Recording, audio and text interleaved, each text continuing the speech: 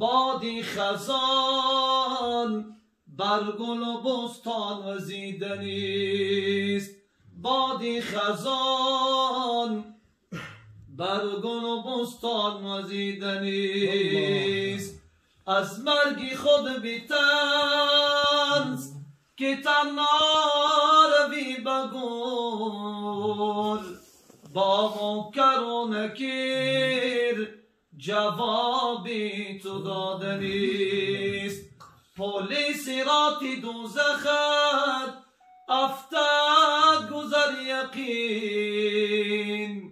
اندازه گناه عذابت کشیدنیست اندازه گناه عذابت کشیدنیست از گوشی خویش و میشنوی کان فلان نماند در گوشی دیگران خبرت هم رسیدنیست چون حضرتی رسول خدا در جهان نماند کس را چی احتمال بنا بود و بودنیست سعدی در این قفس نتوان داشت مرغ را آخر قفس شکست و مرغت پریدنیست ای دل ندای مرگ تو را هم شنیدنیست صبحی اجل ز مطلع عمرت دمیدنیست رضای حق رضای مادران است رضای حق رضای مادران است رضای او بجو کعبه همان است به ایشان گو سخن قولا کریما به خدمت باش چون عبدا ندیما سر به خاکی کف پای تو نگم ای مادر جان و تن هر دو برای تو دیم ای مادر جان و تن هر دو برای تو دیم ای مادر حق بیان کرده به قرآن بس قربی تو را حق بیان کرده به قرآن بس قربی تو را من کیم وصف تو ایراد کنم ای مادر من کیم وصف تو ایراد کنم ای مادر کی فراموش کنم لحظه والای تو را کی فراموش کنم لحظه والای تو را روز کردیم شب را که بهم ای مادر روز کردیم شب را که بهم ای مادر سر به خاکی کف پای تو نگم ای مادر جان و تن هر دو برای تو دیم ای مادر جان و تن هر دو برای تو دیم ای مادر گر تو را کعبه برم بر سر دوشم صد بار کی ادا دین تو بان بکنم ای مادر در شکم جسمی مرا حل نمودی نغمان بر آن در کی روم توستنم ای مادر بر آن در کی روم توست تنم ای مادر. بس که در کودکیم ناز و نوازش دادی، کی بودی طاقت نالان شدنم ای مادر. کی بودی طاقت نالان شدنم ای مادر. سر به خاکی کف پای تونیم ای مادر. جان و تن هر دو برای تو دیم ای مادر. جان و تن هر دو برای تو دیم ای مادر. اگر دنیا به کس پاینده می بود، محمد تا قیامت زنده می بود. اگر دنیا به کس می کرد وفاگی، نمی کردی از آن حزن جداگی. زنم فریاد گویم تا قیامت، محمد یا محمد یا محمد. سبحان ربك رب العزة عما يصفون وسلام على المرسلين والحمد لله رب العالمين. شیخ سعدی را بگم چه؟ بهتر وفات مادر نبودیم، تو هستی در دو عالم ناگزیرش، با فضلت دست گیر ای دست گیرش. تنش را خوابی خوش ده بر سلامت، دلش بیدار گردان تا قیامت. درونی خاکشان شمع برافروز، که نه در شب فرو میرد نه در روز. اگر گردی است از دنیای ظلمت، بشو از او به یک باران رحمت. ز اسم آن بهشت جاویدانی، در برگورشان کن می توانی. کفن در بر حریم جان بگردان، لحد کن مرغزار بر تن و جان. کفی خاک است چو خاکش تیره داری، مگردان زیر خاکش خاکساری. چو در بستند با او از خاک و خیشتش، در بگشای بر او از بهشتش. قبر مادر باغی از باغهای جنت باشد. مادران گذشته را همشان خدا رحمت و مغفرت، گذشتگان شما را نیز خدا رحمت کند. گذشته ها را خدا رحمت کند، باقی مانده ها را خدا صحت سلامت نگاه بدارد. ربنا آتنا فی دنیا حسنة و فی الآخرة حسنة و قنا قیل ادخل الجنة قال يا ليت قومي يعلمون بما غفر لي ربي وجعلني من المكرمين.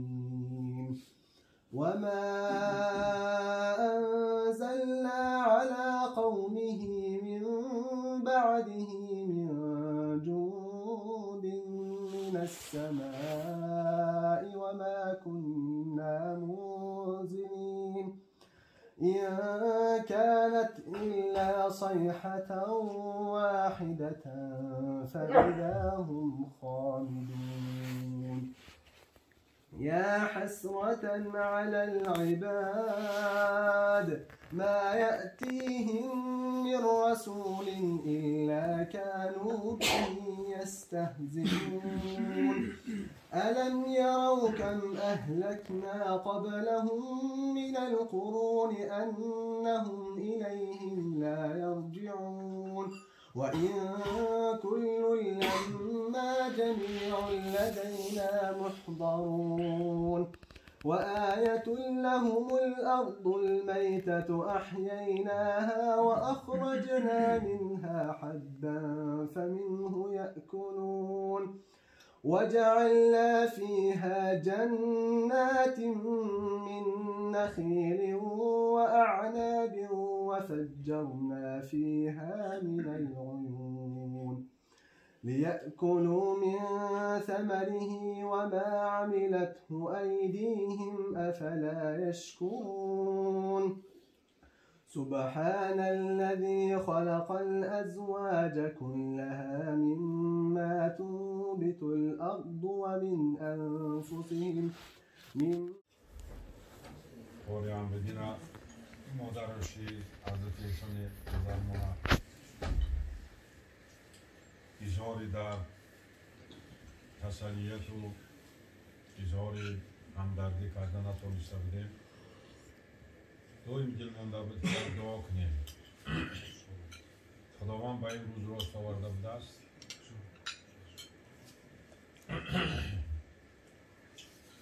اعوذ بالله من الشیطان الرجیم بسم الله الرحمن الرحیم فإذا جاء أجلهم لا يستأخرون ساعة ولا يستقدمون صدق الله العظيم و این آیه کریمه در قرآن کریم باز جای دیگر هم می آید اذا جاء اجلهم ولا يستأخرون ساعة ولا يستقدمون از مرگ میندیش و غم ریزق مخور این هر دو به وقت خویش ناچار آید هر که از مادر تولد گشت رزق موت شد هر کی را از هر کی پرسیدیم گفتم فوت شد و قرآن کریم هم برای زنده ها های هم برای مرده ها های برای زنده ها دستور عمل زندگی است و برای مرده ها طبقه های پرنور که خوانده می شود و دعا میکنیم که اللهم اجعل قرآن لنا فی دنیا قرینا وفي القبر مونسا وفي القيامة شافعا وعلى الصراط نورا وفي الجنة رفيقا ومن النار سترا وحجابا و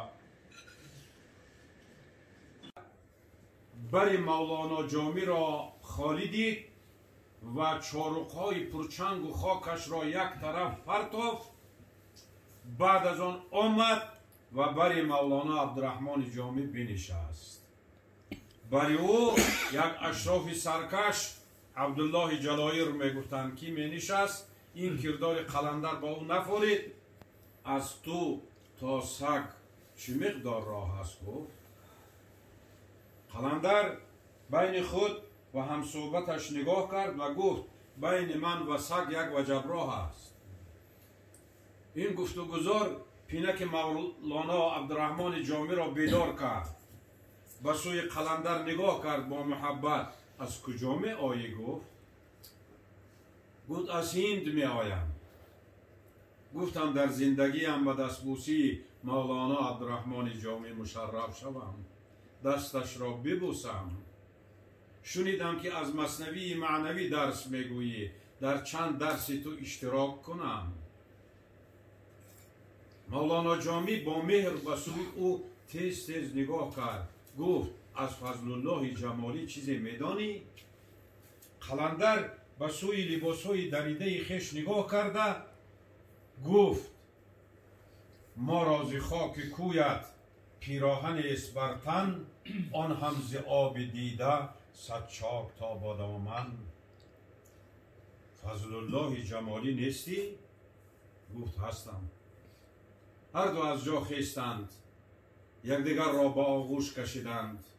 آبهای دیده مولانا عبدالرحمن جامی سری کتف فضل الله جمالی را گل میکرد و آبهای دیده فضل الله جمالی محاسن مبارک مولانا جامی را میشوست. آن روز صحبت در اوضاع بود، چون برای طهارت ظهر میخستند چارخهای پرچنگ و خاک قلندر در دست عبدالله جلایر بود که به آستین زربفتش پاک میکرد. سر یک زانو به پیش قلندر بنشست. خواجه‌ام معذورم می‌داری. و به همون نشست به سوی مولانا جامی نگاه کرد.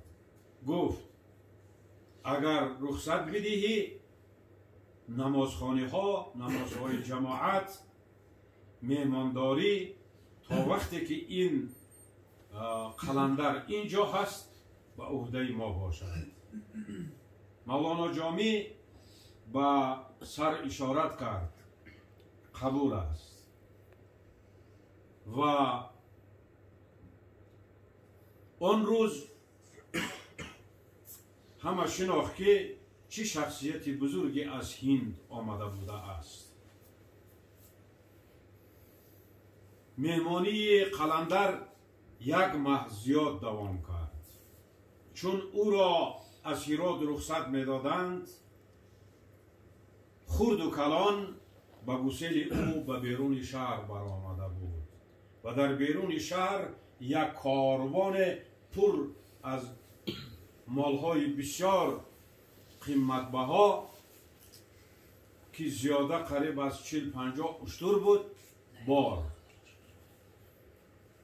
چی کاروان است گفت قلندر؟ شاید به هند می رود، مرا همراه بگیرند. گفتن نه، این هدایای مردم هرات است که در این یک ماه برای شما جمع آوری شده است. هر جا پیرادش میکردن. سلشکران، امیرزادگان، این هدایای مردم هرات است. قلندر به خود لرزید، باز لرزید، سخت لرزید. علیه بالله گفت مرا از خدایم جدا نکنید. من در هرات مردمی کمبغل زیاد دیدم.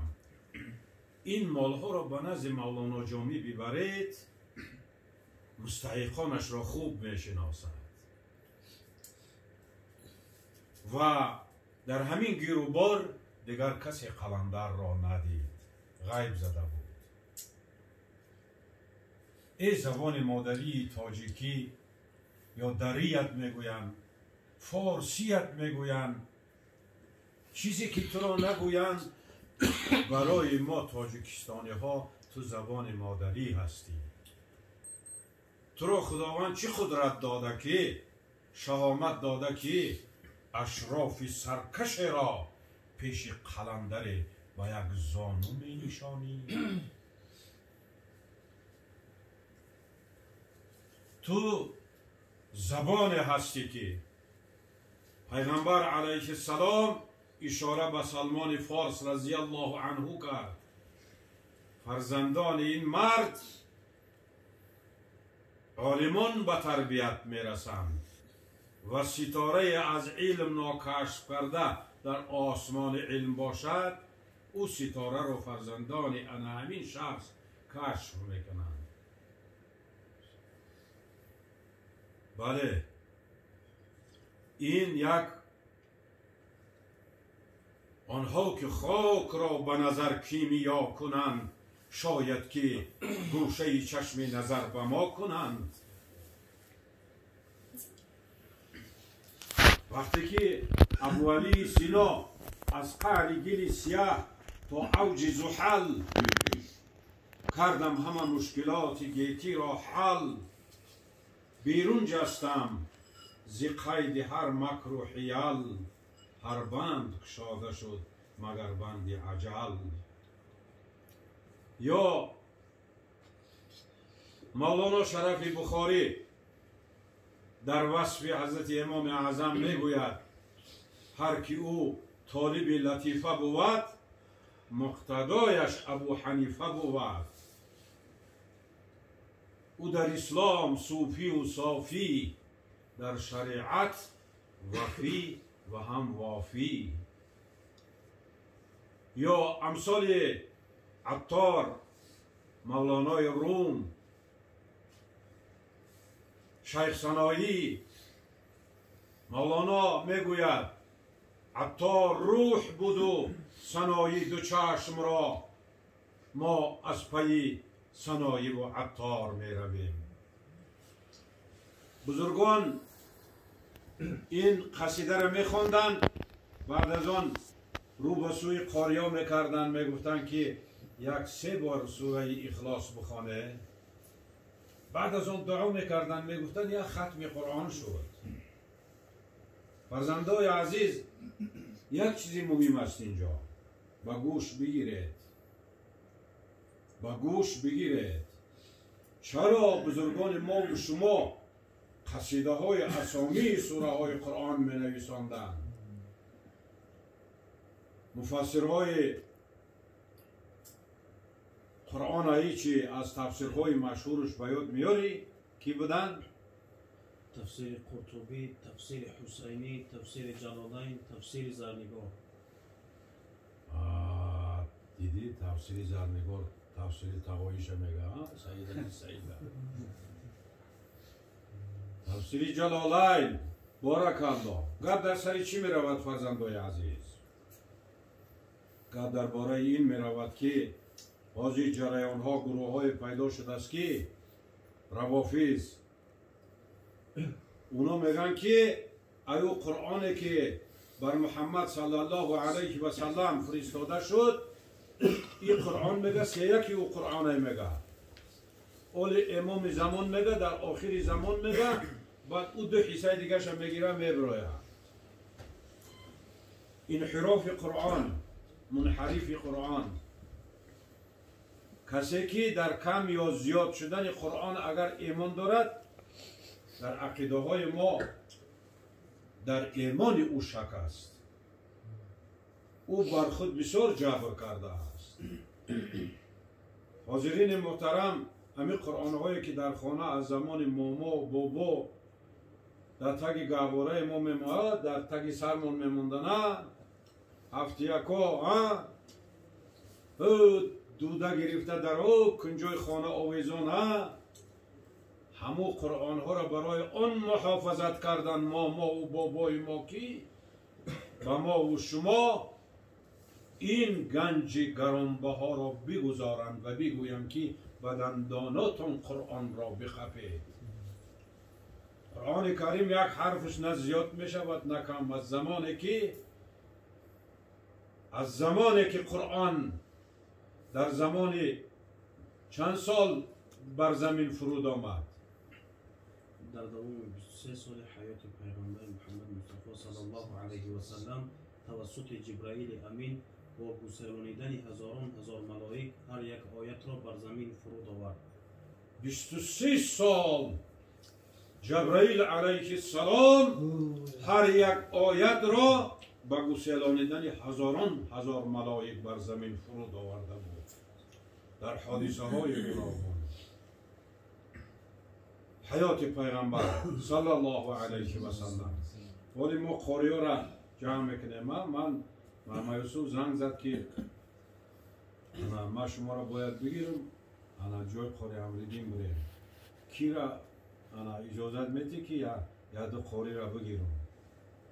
اول قاری‌های قرآن باید من میزنم. اول قاری‌های قرآن باید من میزنم. توی هم داشته باشه. ما حاجی توی چی؟ مولود خانی میفرمونیم شما. گفت در سری چی میرود فرزندان؟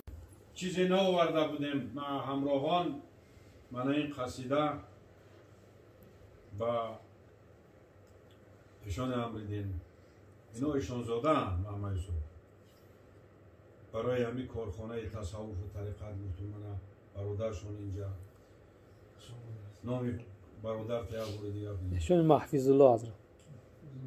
محفوظ الله اگر یاد داشته باشه، ایشان محفوظ الله همیشانی تاج بچهش نام و رفیق من بود. همی سالهای دنیا گذشت هم نام داد. متاسفانه من در جنازهش اشتراک کرده نتونستم.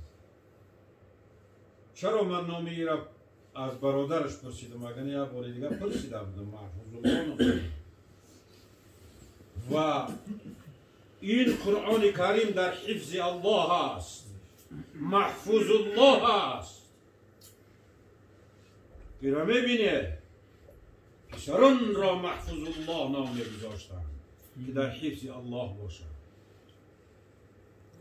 و آیه کریمه انا نحن نزلنا ذکره و انا له لحافظون، انا همین قصیده ها را برای آن نویساندن که ما و شما هشدار داده شوید که فرزندای عزیز این همون قرآن است. این نه کم می شود نه زیاد. صحیفه اول او را نگاه کن چی نوشته شده است. صحیفه اولش نگاه کن. هذا الكتاب فی رسم المصحف عثمان رضی الله عنه. در بالای همون کشتنش من وقتی که همون قرآنه که ایزی خونی عثمان رضی الله عنه در تاشکند در همون مسجد تماشا کردم، به اختیار نعره الله اکبر از جگر برکشیدم، گریان کردم، نتونستم شیشتم. اما حادثه با یادم زد. سفید شده بود عثمان رضی الله در بالای همون کتابش کشتنش، ایزی خونش هست.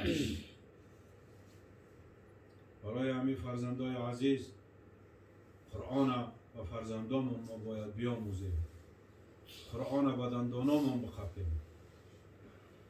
و انا نحن نزلنا ذکره و انا له لحافظون. انا این یک هدیه بود که با ایشان محفوظ الله، ایشان امر دین، اهل این خانواده و شما ساکنای لنگر پایان آمدن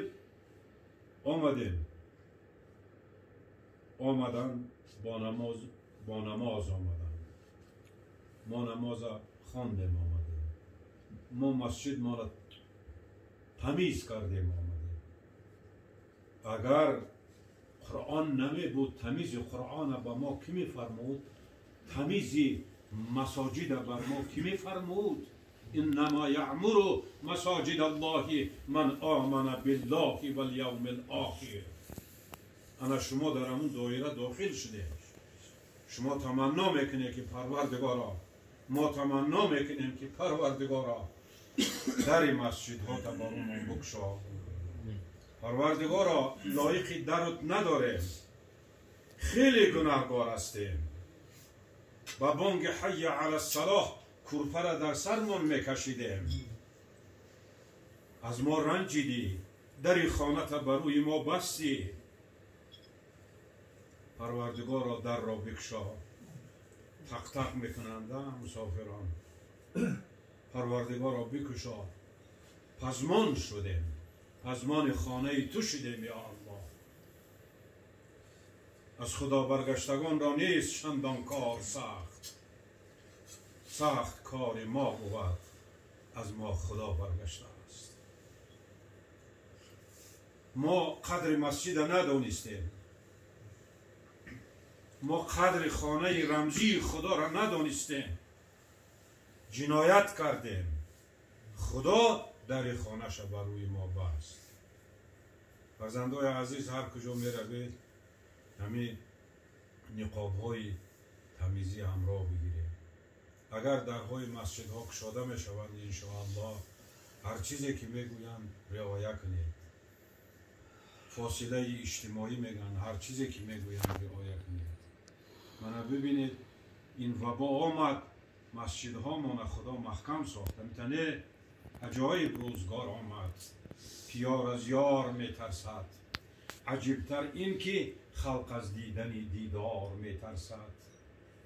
پریشان کرده یک ویروس کوچک خلق دنیا را، اما سرسان و سرگردان اما از کار می ترسند. عجیبتر این که خلق از دیدن دیدار میترسند. اللهم اشفی اسقامنا و اعلالنا بحرمت کلامک القدیم. اللهم اشفی اسقامنا و اعلالنا بحرمت کلامک القدیم.